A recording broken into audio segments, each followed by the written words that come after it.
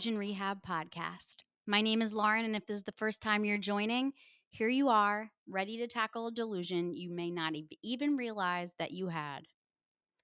And we're going to jump into the topic that I have been flooded with personally for the last 3 months. And whenever you see something multiple times in your life, there's a reason for it. We're going to talk about dopamine dumping. It is such an interesting phrase. It has come to my mind in both the activities that I have partaken in the last 10 years. It's brought up things related to the fact that I have been newly diagnosed officially with ADHD in the last year, being postpartum. And it has played a role in how I view myself, my everyday life, and my lifestyle choices. And I thought the people that listen to this podcast probably have wondered why things in their life don't feel right now, or why things in the past can't really reconcile, why it didn't work out, or why it's left you feeling so empty. And I bet you it's because there was dopamine dumping involved. So let's backtrack a little bit. What is the delusion itself? It's that we have to have a high level of dopamine all day, every day.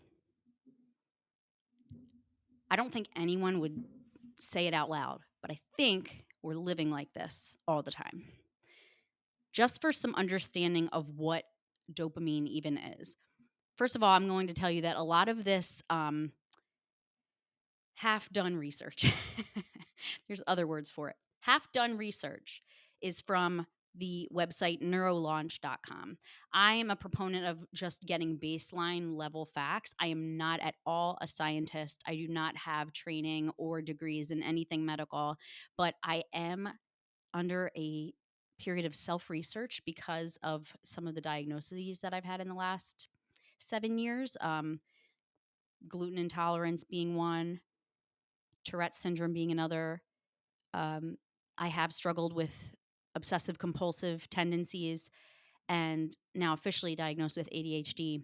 And while a lot of those diagnoses are actually linked together in a lot of ways, I wanted there to be a baseline of why that might happen and what is common among those that um, suffer, survive, struggle, however you want to put it, but live with those conditions.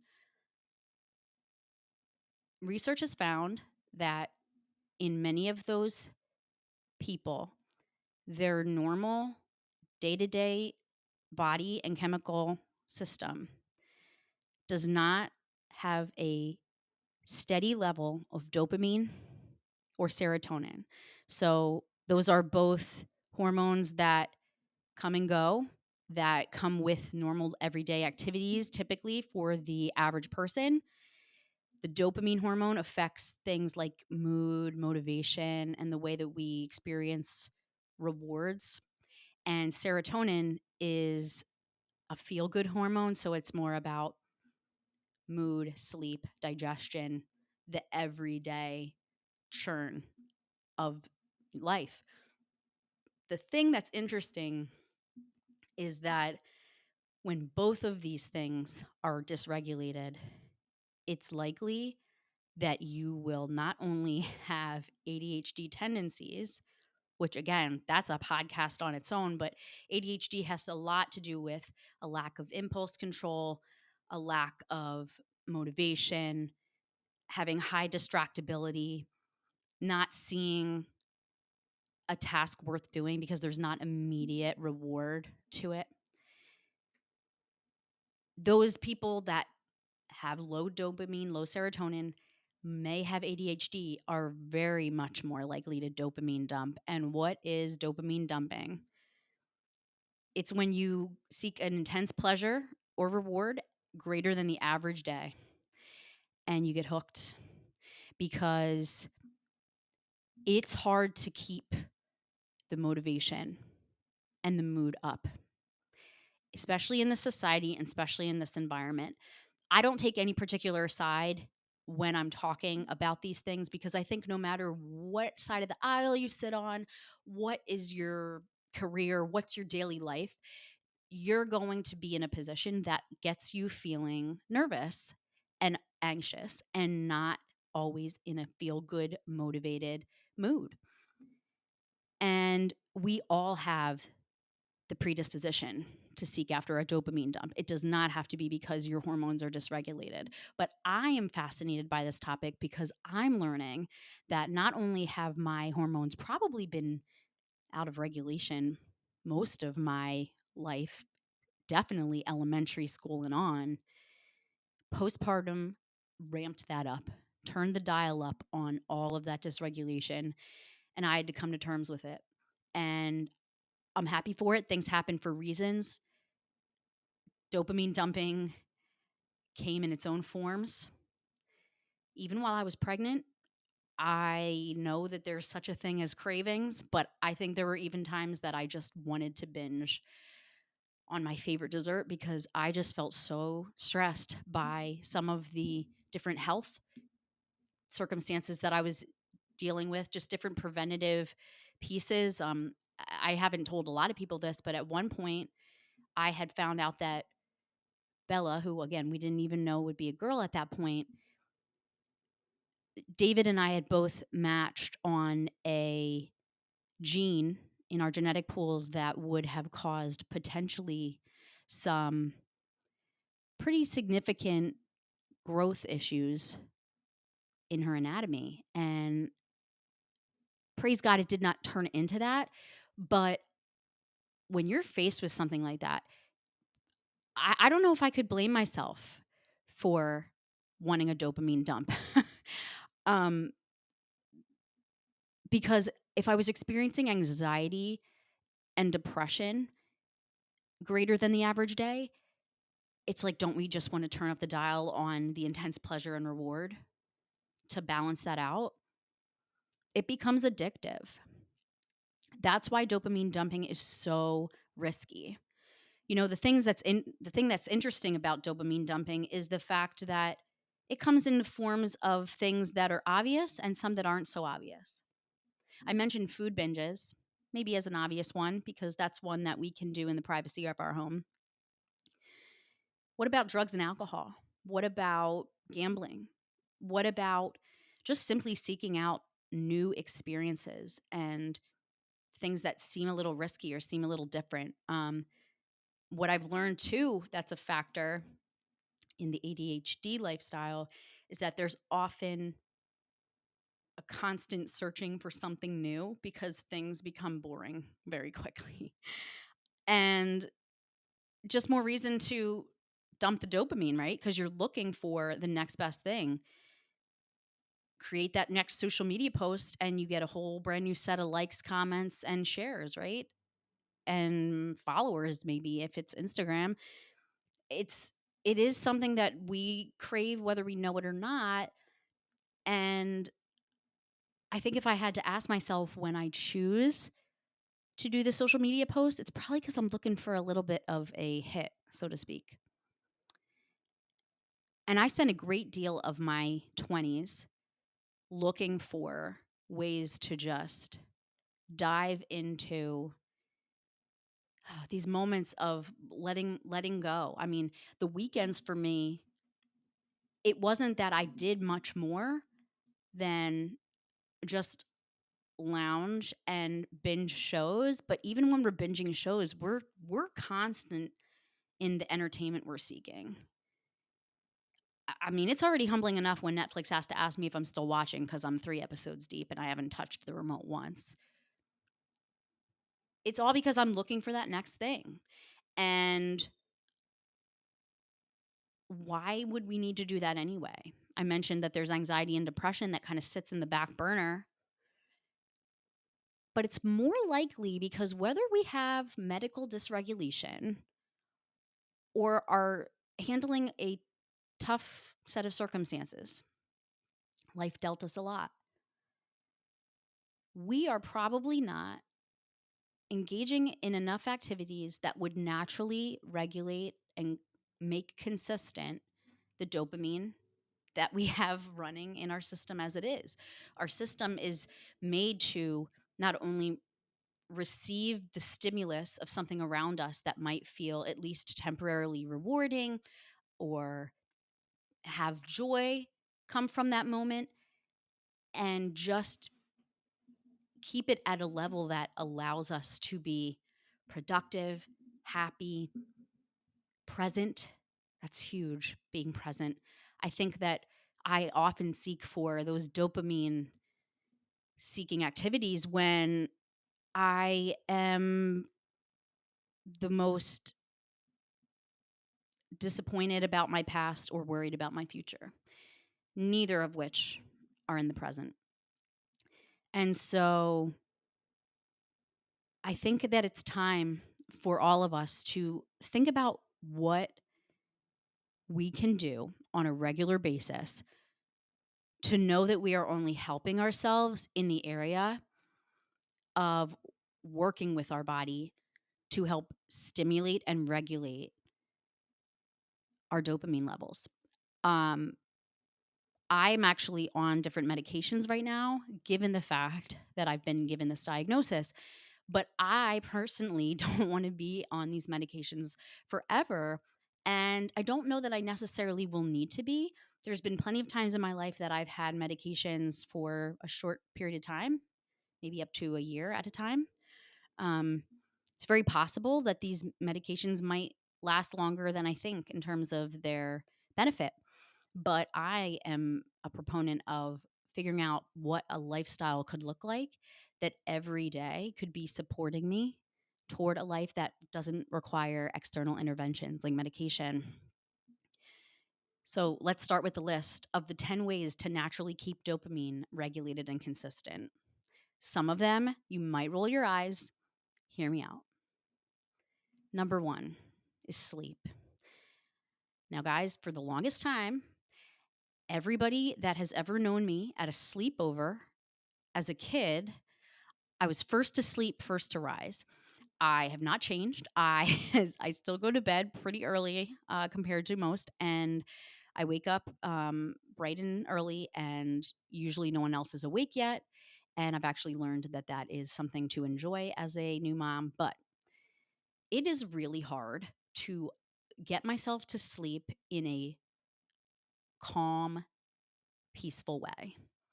I set myself up for failure a lot with this because I decide to walk down memory lane of things I wish hadn't done or that I wish I did do. Um, I think about everything from the next day, hoping that I have enough energy or strength to do it. I scroll social media and inevitably will fall upon a reel that triggers me for XYZ reason. And I'm certainly not getting 8 hours of sleep. And even the sleep that I'm getting, it's probably flooded with dreams of things that are turning into nightmares because all I'm doing is setting myself up for entertainment in my mind all night that will show me what I need to be nervous about. That disrupts the signaling in your body to interpret one, when dopamine's even present, and then two, to actually turn it into motivation, attention, and focus to make the most of your day. So, as much as it's like, oh, I know we get told about sleep all the time. Well, any of these 10 things that I'm about to share, when I don't have them in my life, it is also at the same time that I am craving these highs because I can't keep a consistent baseline of stable hormonal health. Which brings me to my second point, exercise. Also an eye rolling statement itself. It's no surprise, I am a very big proponent of exercise. It has been something that I have really focused on the last 10 years. I've been saying I've been working from home the last 6 years working out, but I mean, even when I started my full-time job outside of college, I was going to fitness classes at lunchtime to keep my energy fresh and to build community with other departments in the campus. And then when I moved to Connecticut. I joined a gym that had multiple locations. I actually was part of 2 or 3 different gyms because I was going to the gym with different people and my friends, boyfriends, coworkers, and so I've always had that spirit of me to want to take care of my physical health, but I did not know until I was living alone in Connecticut fully that exercise in the morning was getting me out of bed and it was putting me in a mindset I needed to be. For the longest time, I would do workouts at the end of the day. And I don't know about you, but even if you are somebody that prefers it at the end of the day because you like to sleep in, aren't you exhausted from the whole day's worth of work that you did? Um, aren't you exhausted with all the things that you have to carry when you come home from your job or things you have to remember to do or housework? I mean, there's a lot there. I prefer exercise in the morning, not only because I'm a morning person, but because I know that that is going to set me up in a place where my body has gotten the stress out, is taking the oxygen in, is releasing all of the tension just naturally by me interacting with a workout video that might only be 20 minutes long, but it's getting me moving and it's getting me out of my head. I love a workout where I'm not thinking. If a workout is keeping me so focused on what I'm doing with my body that I cannot think about anything else, then it's the workout for me. I just did one that was a beginner hip hop um, video, which I don't think I've ever done. And I, it was 30 straight minutes of true insanity, which is ironic because it was by Sean T, who has the program Insanity. And it got me in a place where I was both interested in keeping my body moving, but also keeping my mind at a little bit of homeostasis where I was like, we're not going to think or worry about anything except this moment. Like anything that brings you to the present, it's going to naturally keep your dopamine receptors in a consistent place. Okay, number 3, engage in activities that balance you between challenge without frustration. um, I think about David when I think about this one. He's been super into pickleball the last couple years. He picked that hobby up when we went to Atlanta a couple years ago, and my family down in Atlanta is very into pickleball. And he recently found that there was a pickleball organization indoors, not too far away from us, that lets you sign up for classes at a level of ability. And I think he signed up for something that was maybe like higher intermediate, not advanced, but wanted to feel itself out. And he said that when he walked away from that class that he tried, he felt like he was in a perfect place where people were maybe better than him. And then people were at a lesser place than him, I'll say. And he felt like it was a good balance where he wasn't so frustrated that he couldn't win or get any of, you know, the games under his belt. But then at the same time, he is being challenged and people are giving him reason to step up his game. I love activities like this in my own life. I'd say if I had any, it would probably be related to my public speaking. I think that podcasting has really been a good outlet for that because I know that that's a strong suit of mine. But then at the same time, it's not always easy to talk about the things I talk about. And so by having this in my life, no matter who's listening to it, it's giving me a place to work toward something that will be personally rewarding for me. And if you're constantly seeking the highs of life to give you reward, you're never going to give yourself a moment to appreciate the everyday that you enjoy just for you. So going back a little bit to the podcast I did last week on self-love, a lot of this kind of ties in because any of these things may seem boring and like low level in terms of excitement, but then you look at the other side and you say, well, but I can have that every day versus these once in a lifetime or once every year or once every month, once every week, living for the weekend type of life. That's not what I want. I want something that I can depend on, consistent actions that will keep my hormones in terms of reward and mood at a balanced state. Number 4, foods can be eaten for this particular dopamine regulation. So it's totally ironic because from that neurolaunch.com page, 4 foods came up right away that were known to be related in research for dopamine receptors to be more active. And it was almonds, avocados, bananas, and eggs. There are days I don't go without having any 4 of those. We keep bananas around all the time. Eggs, even in this economy, we've been keeping them stocked because thank goodness for Aldi, who lets you get them somehow at a lower price than the regular eggs at any other store around. Um, I'm an avocado fan. I've been an avocado fan since Chipotle became a thing. And almonds are in the protein bars that I eat, some of the different trail mixes that I buy, even just having them on their own.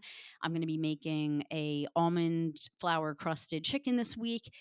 I didn't realize that all these foods that I happen to love, it's not only because when I'm eating those foods, which are healthy for me, that I feel better.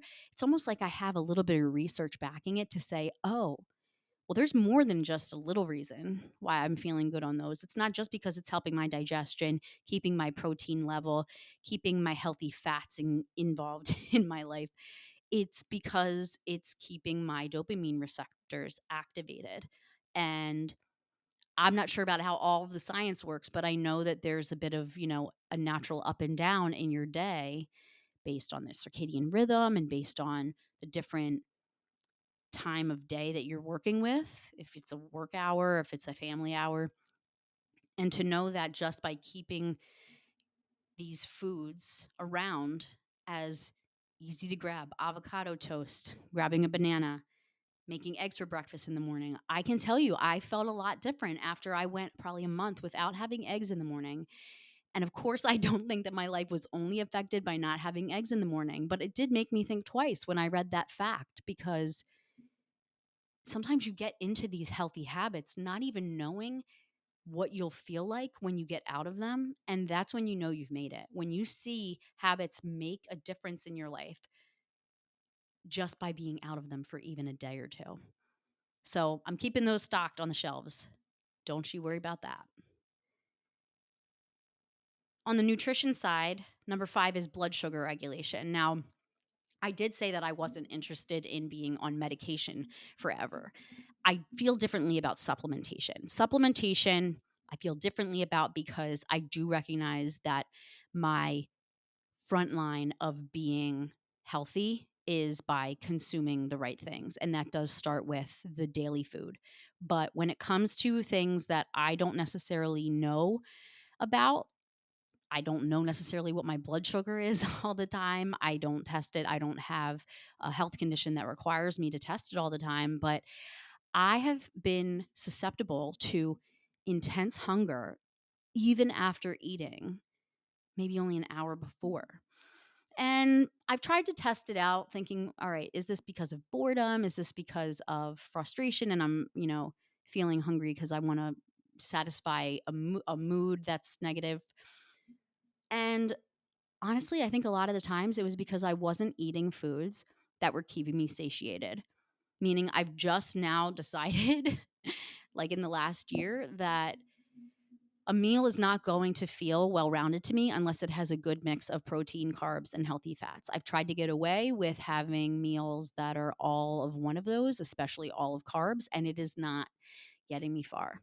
I do, in fact, take a supplement that I started taking in January that I don't think I'll ever move away from. And it is good for blood sugar regulation and metabolism support.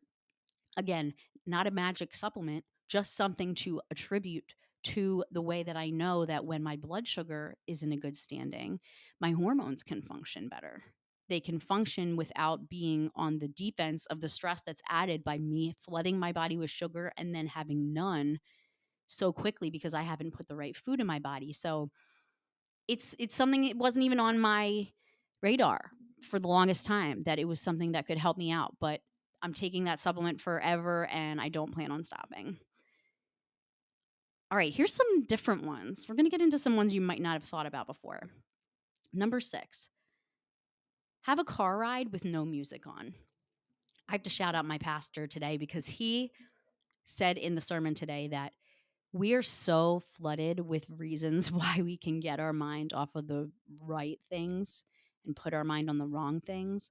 Um, Music is very powerful, especially the lyrics. And while I listen to music because of the beat and because of the rhythm,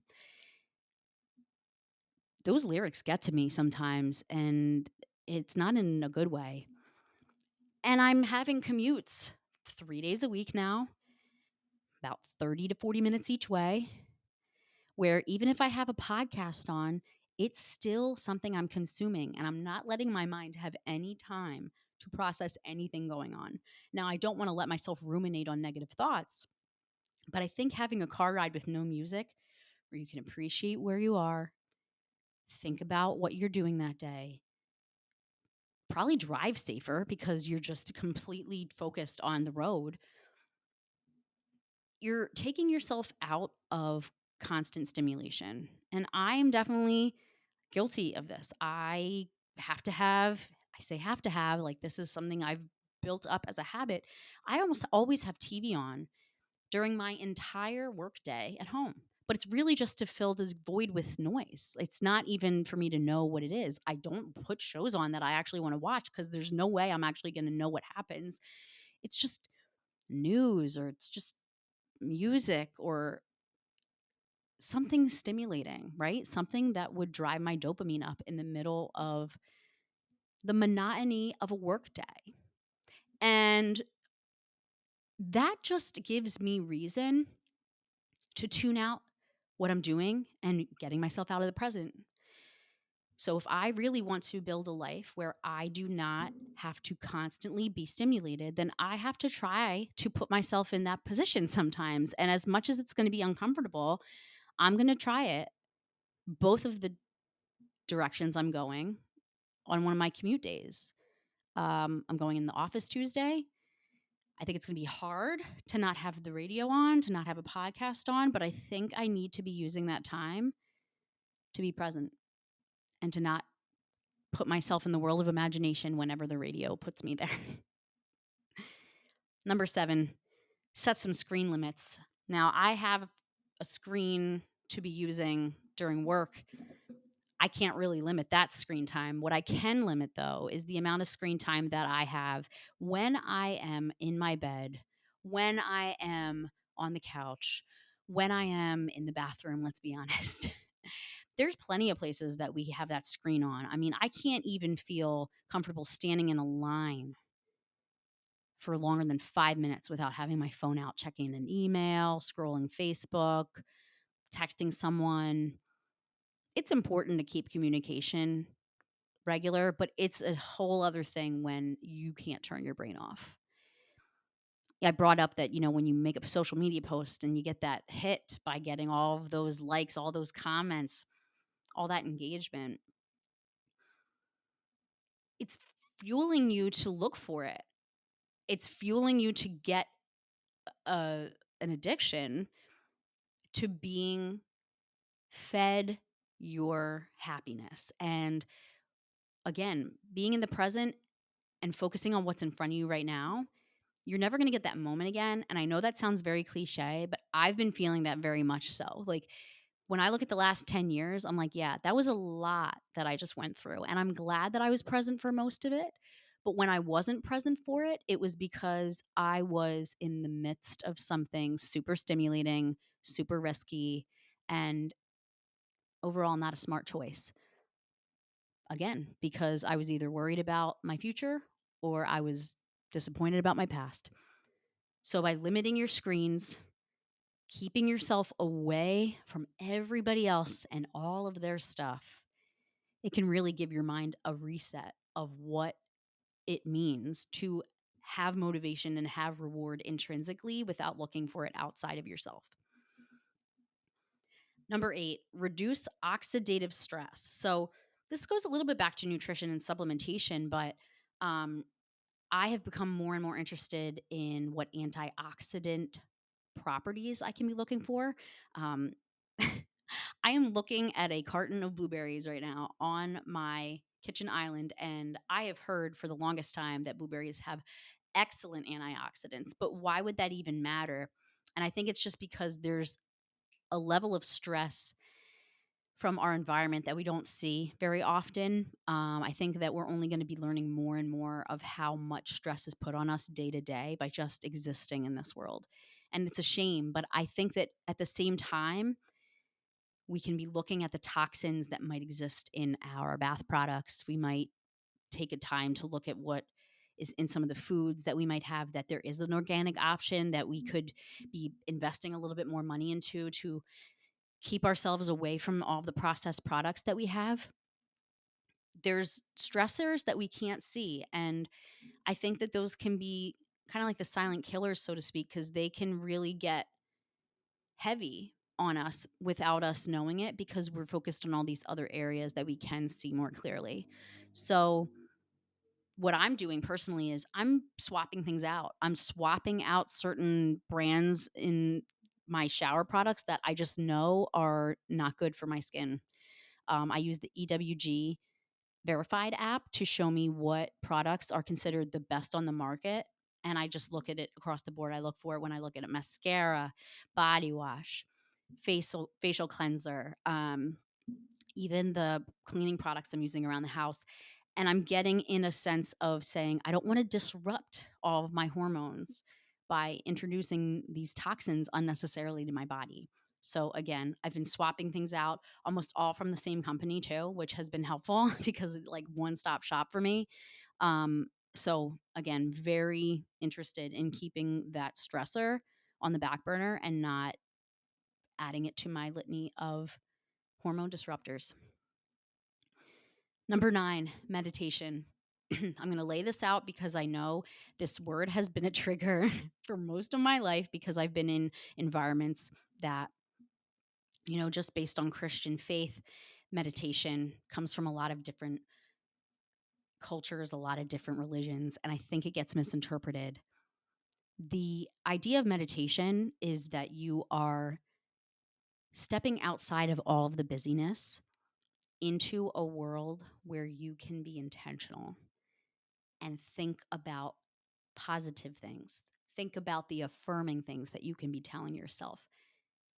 Think about what's good for you. It's almost like a gratefulness journal playing in your mind like a movie. And we need more of that. We need more of the opportunities to be getting into the healthy pattern of remembering what is for us in life and what is not against us. There's actually far more for us than against us in this life. And one thing that I'm trying to really incorporate in my morning routine, besides my exercise, besides my healthy breakfast, besides my reading, is meditating. Even just 5 minutes. I use these little 5-minute clips to just help me focus on one particular aspect of myself that I want to contribute to the world that day, or something that I'm just not giving myself enough acknowledgement of how awesome God has been. And so I would highly recommend that. And again, starting it in the beginning of your day is super helpful. I am not the best at a night routine right now. That's definitely my next work in progress. And I think that needs to happen at the end of the night too. I think that especially that should be happening right before I sleep. The first tip I gave here was get your sleep in point, get it in check. And that comes with being intentional about where you place your thoughts right before you hit the pillow. And number 10, kind of spoke a little bit about it, but gratefulness is going to build that contentment and it's going to create a place where dopamine is not necessarily craved because it's already churning and readily available for your body to use to keep your mood and your motivation and your general bodily systems working as they should. You know, I can't get the quote out of my head that gratefulness is the opposite of discontentment. And when we're in a dopamine dumping cycle, it comes from a place of not feeling content and not having a steady level of the goodness in life that would give us reason to increase those happy moments in life without going to the greatest, most extreme extent. The practice of gratefulness is difficult at first because you feel like you run out of things quick. You're like, I can only say my family so many times. I can only say the home I have and the food I eat. But then you start thinking about little things that you did not think about. Like right before this podcast, I said to David, I'm really happy that we had a weekend that was so well balanced in work and play. Just went to the spa yesterday and had a date night at our wedding venue when we had our COVID wedding in 2020. And it was just such a moment of nostalgia. But we also worked on our goals in the home. I'm trying to get better at paper uh, organization and only keeping the things in my wardrobe that mean the most to me and are worth holding on to. And we don't often get weekends where we can do those things in balance and feel that we're not completely playing around and not getting any work done or spending the whole weekend working only for us to be fully burnt out by the time we get to Monday morning. So by spending a moment of gratefulness to say, I am so thankful that we got a weekend that felt so healthy and well balanced and will bring us into another week refreshed and ready to go and contribute to this world. I feel so good about that. And I don't need to have anything crazy high in my life to be having me feel that way. That is a intrinsic, purposeful sense of reward that came from taking control of my present moment. And if you've noticed, that's been the theme of this entire list is anything that's going to keep you in the present moment and is going to have you feel so thankful for what you've come to from everything that's in your past, knowing you're only set up for the best possible future. I am not going to identify myself from here on out as I have ADHD and I can't regulate my hormones. What I am going to say is I might have a little bit of a predisposition to having some trouble, but it's not going to take me so off track that I can't find my way back. And one day, I do believe that I won't be so dependent on the medications that are helping me get through this tough time. So again, a lot of that information you can find on neurolaunch.com. That's where I was able to find some of this information for myself as I'm learning how to build a better lifestyle for me. So the songs are so, oh, I can't promise that I won't cry. um, both of these songs bring me back to a trip that I took for my friend for her bachelorette party in Las Vegas. And I heard both of these songs while I was there. The first one I had heard for the very first time. And please don't make me feel totally weird for this. I will hear songs and be like, wow, that could be a Christian song. I know it wasn't written to be, but it really could be. And that song was called Substitution by Purple Disco Machine. So yeah, even the artist, you're like, yeah, that's not a Christian song. The song was playing in the H&M when I was taking a walk around the mall near the hotel we were staying. And one of the primary lyrics talks about, I'm looking for a substitution, feeding my heart's delusion, but there ain't no one replacing you. And yeah, that's in that song, I believe, talking about a person. I have really applied this song to there's no one and nothing that can replace God. And I seeking after these dopamine dumping activities and products of life, it's all been a substitution in my mind. And yet nothing really has any ideal power in substitution. It's all a distraction, really. And ADHD has gotten me there where I'm constantly looking for, oh, what is the next distraction that kind of gets me out of my head for a little bit.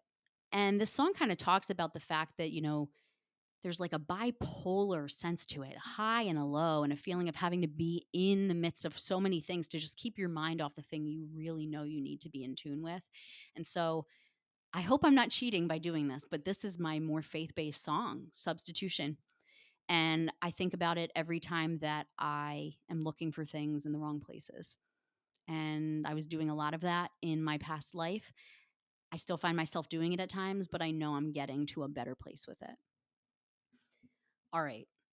This is the song that I have been in a love hate relationship with for the last 2 years, even longer than that. It's called Happier by Marshmello and Bastille. This song was performed live by Marshmello at the venue that we had a mixed group with of boys and girls. And I was standing pretty darn close to somebody that I had spent a lot of my life with. And it's hard to talk about, and I feel even crazy talking a little bit about it because it really gave me a sense of saying that sometimes we make decisions for other people, because in that song it's talking about, I think that, you'll be happier without me.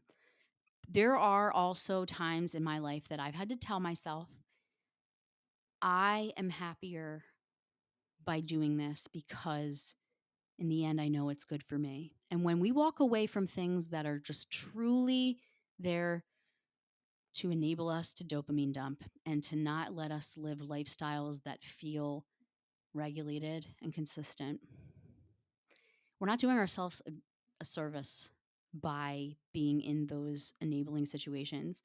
And I loved everything about that past for what it was in the moment.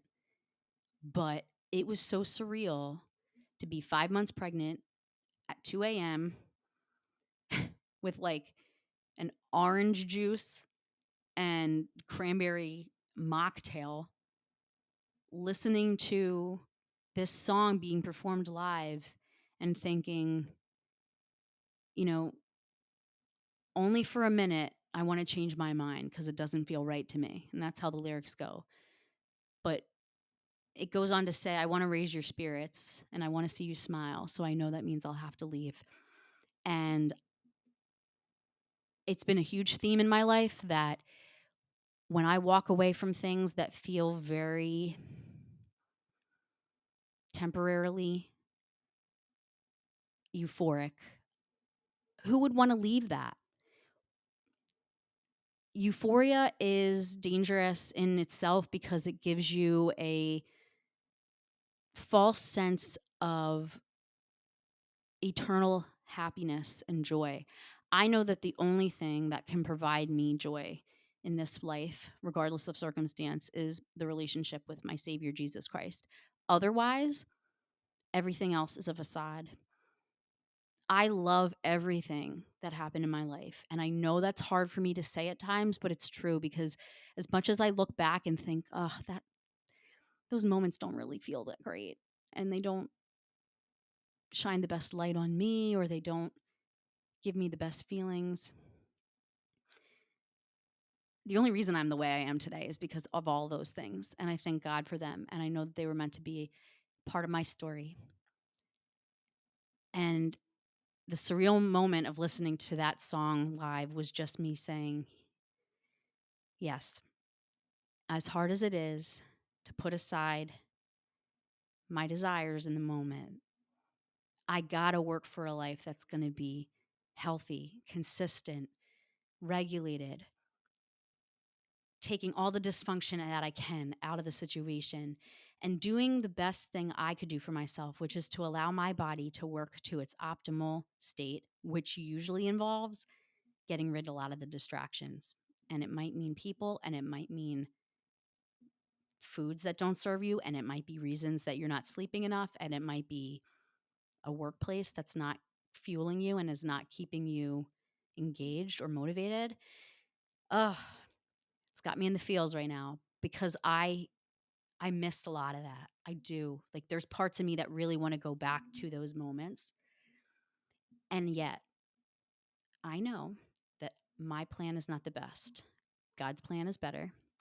And this life is far more important to be enjoyed every day than it is to be in the fleeting moments. And I hope that after hearing this podcast that you understand that highest levels of dopamine not worth the chase because it's only going to drive you into a life of feeling that there's not enough, that it's boring, that it's hopeless. And that's simply not necessary. We just need to take a bit of intention, look into our spirit and say, I'm ready to start living my life for every day instead of for the moment. Like and subscribe the pod. I hope you really enjoyed today. It was very heartfelt for me. Check out the links for any of those supplements that you might have heard about if you need some help too. And I will see you next time.